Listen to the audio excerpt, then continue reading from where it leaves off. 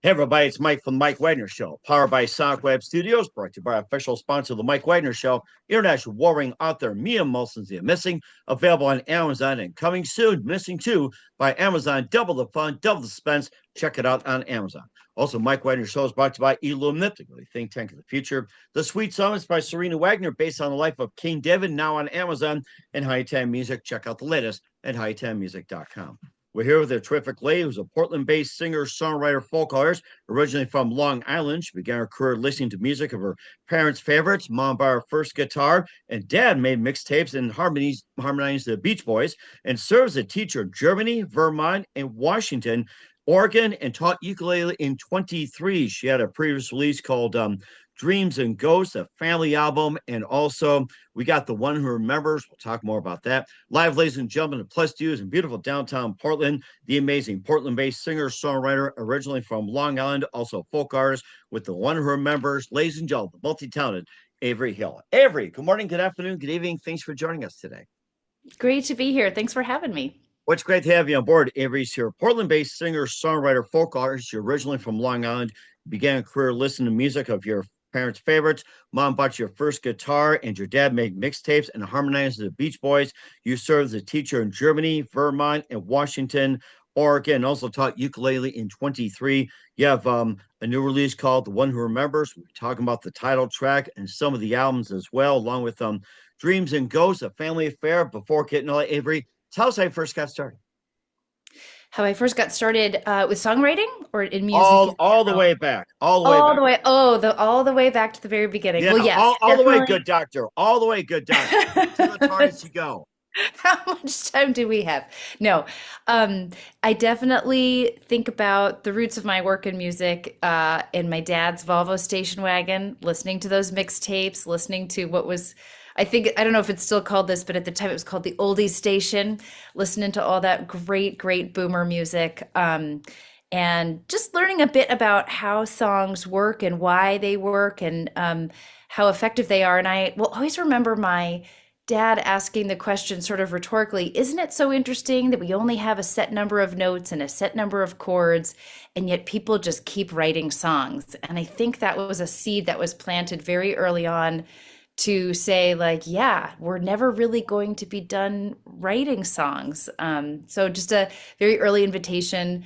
He was great about exposing us to a lot of music, taking us to festivals.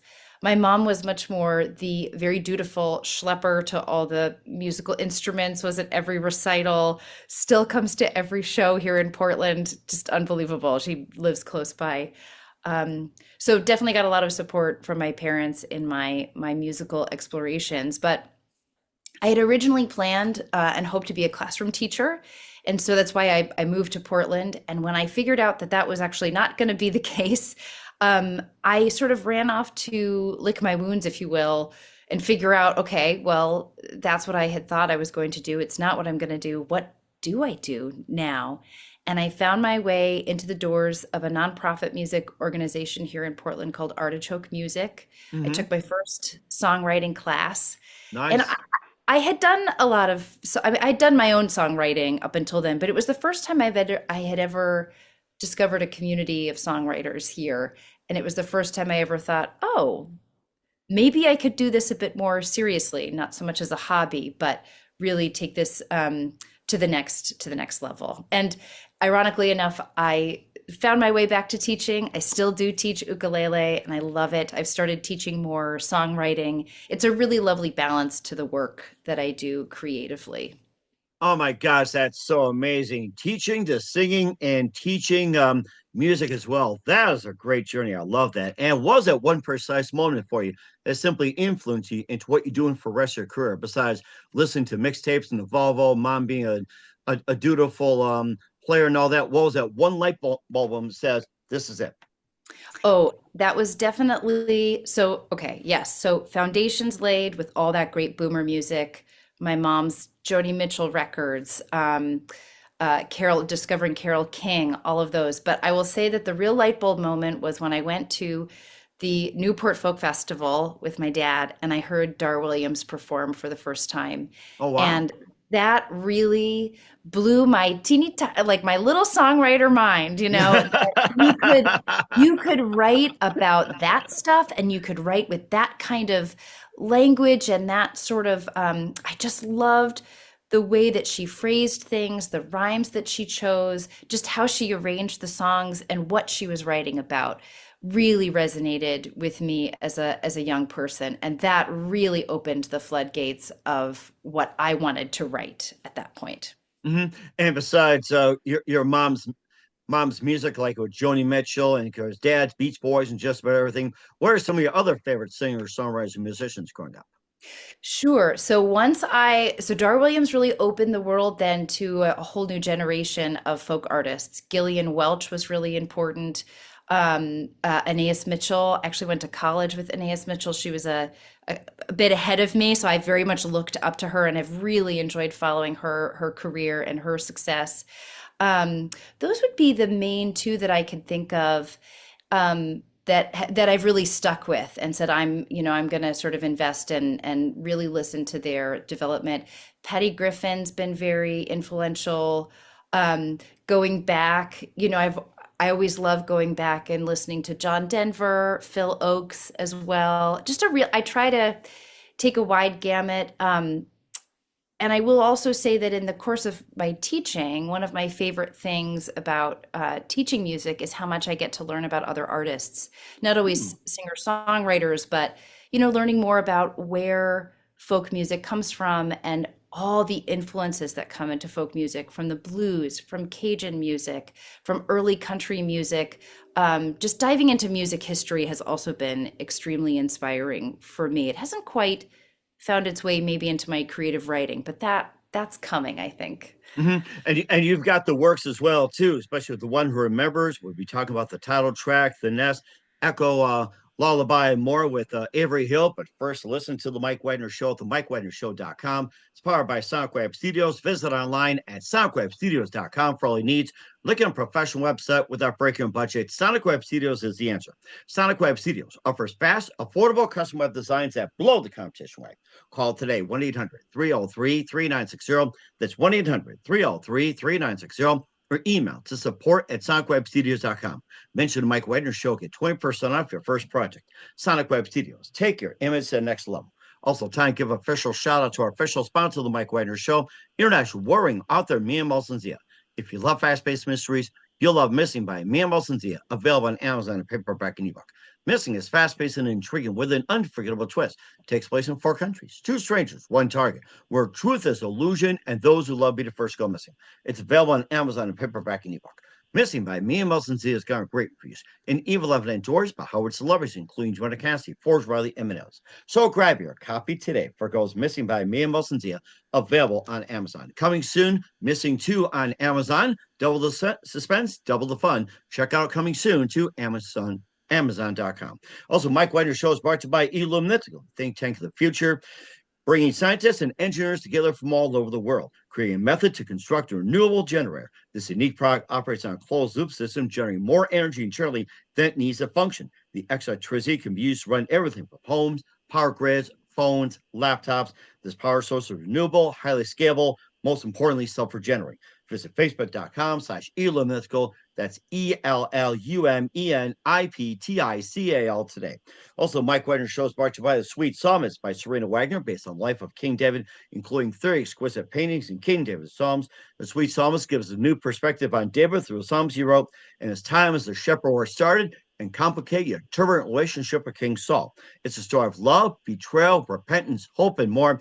Check it out. The Sweet Psalmist by Serena Wagner on Amazon. Keyword Sweet Psalmist Serena Wagner. Also brought to you by High Time Music, featuring the latest baby comeback, and check out the latest music at hightimemusic.com.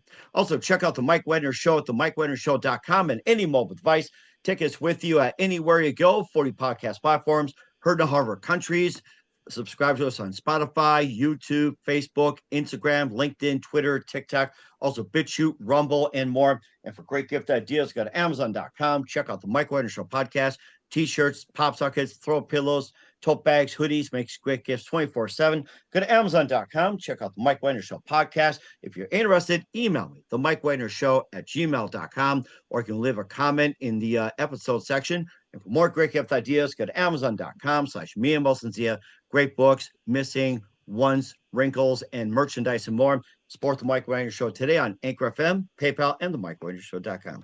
We're here with the Portland-based singer, songwriter, folk artist, originally from Long Island, Avery Hill, here on the Mike Wagner Show. Before we talk about your latest, the one who remembers, you've got your first one, which is called Dreams and Ghosts, a family affair. Tell us more about that.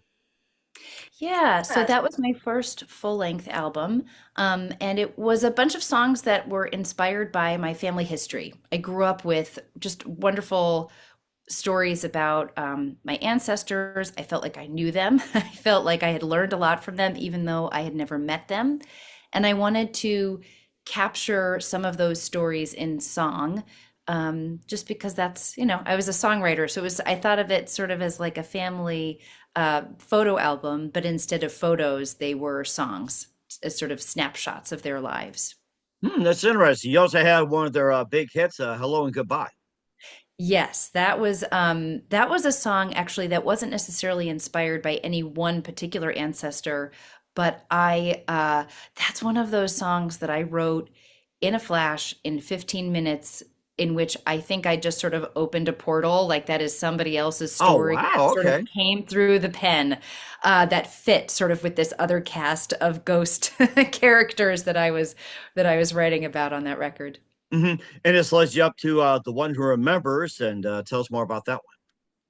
Right. So this record is a little bit more of a pivot from stories that I grew up with about people that I'd never met to really reflecting a bit more on my own childhood. And I became a parent myself in 2018. And I will just say that when you have kids of your own, you definitely look back on the people who raised you a little differently. You sort of think back through those memories and look at them perhaps through their eyes. And also, you sort of have this double perspective, both the perspective of who you were as a child and also the meaning that you're making of that story as a grown up. And so I wanted to, again, capture those moments a little bit like a photo album, but also the record itself is very much a journey through this idea of what it means to remember. And where does this happen, right? It's not in a vacuum. It's with us in our everyday lives. And I wanted to capture a little bit of that. So that's where you'll hear those echoes in between. It's not all songs on the record.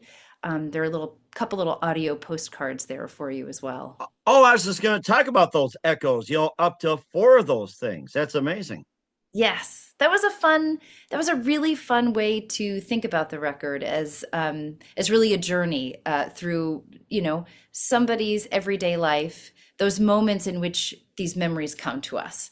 And I think sometimes they come to us not just randomly, of course, but holding on to something physical or hearing the sound of something, or just being in our own minds out for a walk in the woods. So you'll hear lots of nature sounds on the record, and then some home Nice. recordings that I made as well. And plus, you also did the Nest, Harmonies in the Hallway, the Spoon, and also Holder as well. Tell us more about those.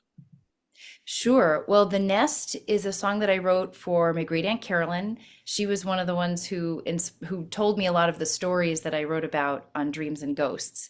And she passed away and shortly after my son was born, and so it definitely felt like this sort of passing of the torch, if you will. So that's sort of my love song for her, and really for anybody who is thinking about folks who have passed and yet have this way of staying with them. And then Harmonies in the Hallway is a song I wrote for my parents. We went through my parents being my mother and my stepfather. My parents are divorced, and so they're all my parents. I don't really distinguish between them. I have four wonderful parents. But I it's a sometimes lose count myself. I know how that goes. yes, yes. So Or everybody does. Maybe 6, 8, 10, or 12. Depends on where you're from. they're all, exactly. It's chosen family, adopted family. But this one in particular was for my mother and stepfather, who really helped provide some stability for us kids through a transitional time, right? And they really did a wonderful job, despite all the change and things that they couldn't really control, keeping things consistent for us. And I really ended up thinking a lot about that when I myself went through a lot of transition with my young son. And I, really called back to that sense of stability they gave me so that I could give that to them as well. Hmm. Uh, And go ahead. I'm sorry. oh, that I was just going to say the spoon jar. I was going to move on to the next song, but if you have a question about that No, one, no, I go ahead with the spoon as well, too. sure. The spoon jar is an homage, if you will, to my great grandmother. Thing that I love about that song is I started that song by writing a list. I kind of went back to somebody that I had never met, my great grandmother, but I started with a list of all the things that I knew about her. It was a bit of a writing exercise. I didn't really know what was going to become of it. But by the time I got to the end of it, the perspective had shifted, and I realized it's actually very much a song that I dedicate and think of my mother, because she's the one who told me about her grandmother and who has passed down so many of those traditions. And so it was only seemed natural that somehow by the end of the song, her perspective comes into the song as well. That was unexpected at the beginning of the writing process.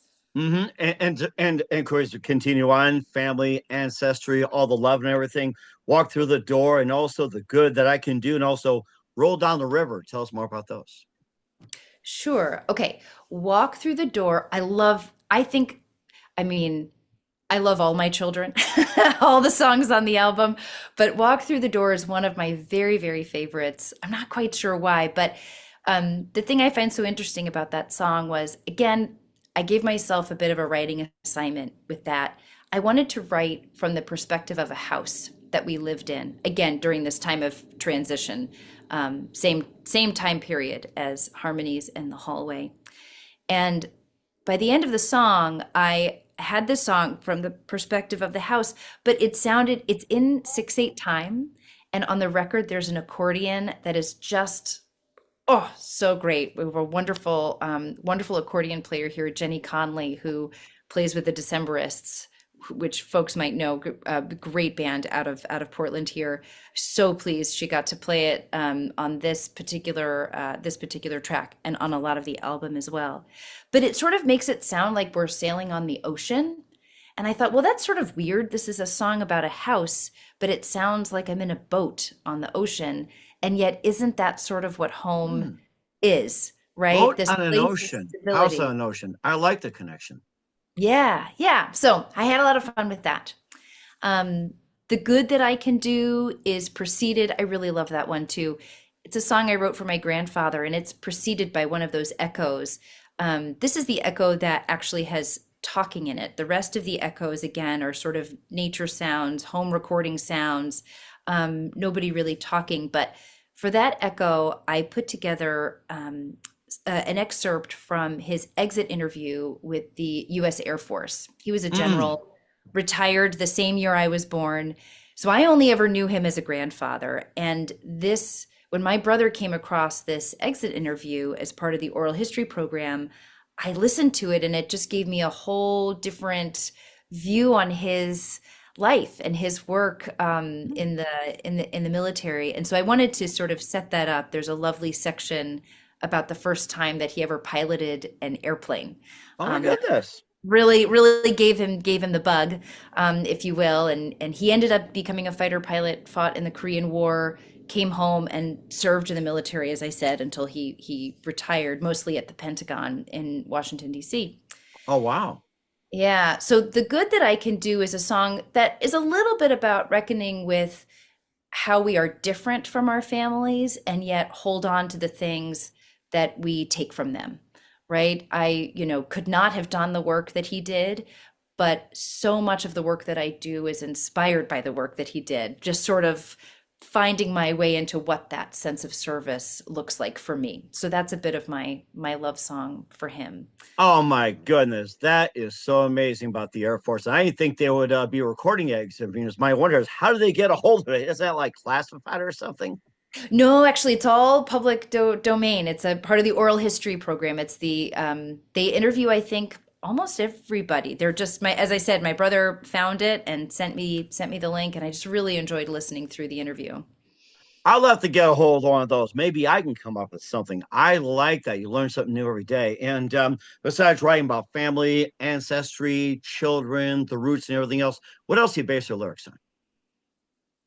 Oh, lots of things. I really enjoy, as I've indicated from some of the songs, I really enjoy just giving myself some writing assignments just to kind of keep that creativity muscle going.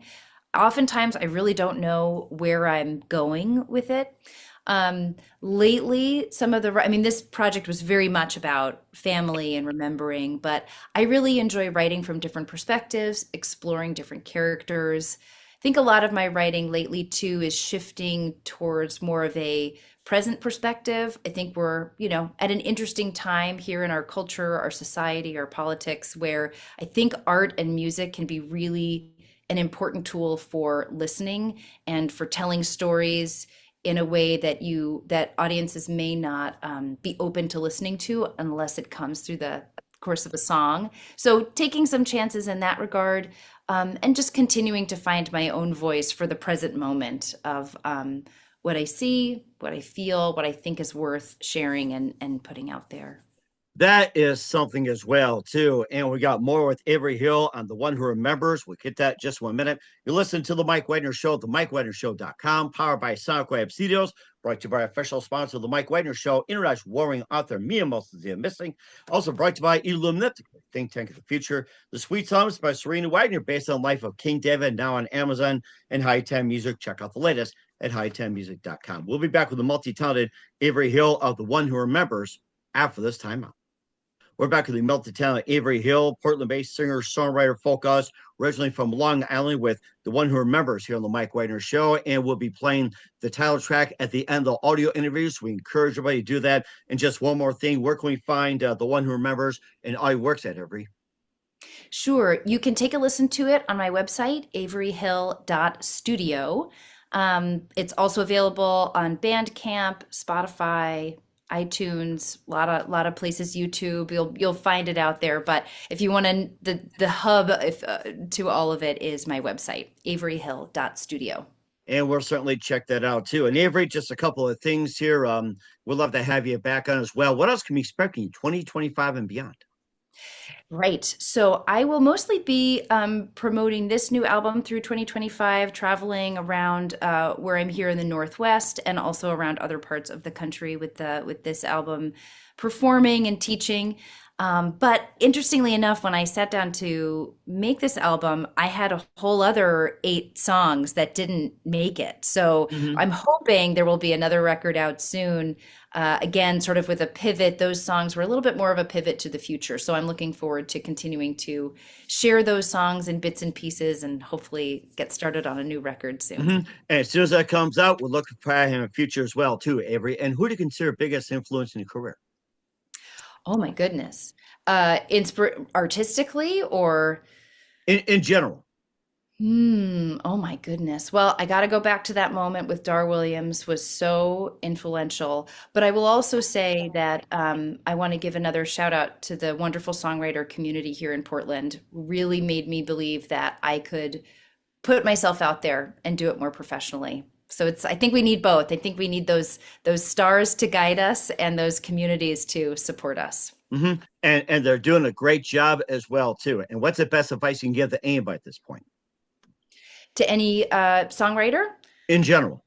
In general, oh my goodness. In this moment, I think it's really important that we listen to each other. I think and I mean active listening. Obviously, there's a lot of listening that we do and a lot of information and content that we absorb. But I think really hearing each other, hearing ourselves, and leaving that silence that we need to digest the things that we hear and listen and what we say. And certainly very important to listen at this time. That's a really good piece of advice. We're here with the Portland-based singer, songwriter, folk artist, originally from Long Island, Avery Hill, and Mike Wagner Show with The One Who Remembers. We're playing the track at the end of the audio interview. Avery, a very big thank you for your time. You've been absolutely fantastic. Learned a lot. Looking forward to having you again soon. Keep us up to date. Keep in touch. We'll have you back. Once again, what's your website? How do people contact you? And where can people purchase or check out your music? Thank you so much for having me. Yes, my website is averyhill.studio, and that's where I have all the links to find all the things. But if you're going to download it anywhere, check out averyhill.bandcamp.com. You can also find The One Who Remembers on any of the streaming platforms, Spotify, YouTube, iTunes, I think are the biggest ones, but I'm sure it's out there other places as well. Uh-huh. And what's the website again? Averyhill.studio. Make sure you check it out, guys, and check out the music. Once again, Avery, a very big thank you for your time. You've been absolutely fantastic. Looking forward to having you again soon. Keep us up to date. Keep in touch. We love to have you back. We wish all the best. And Avery, you definitely have a great future ahead of you. Thank you so much.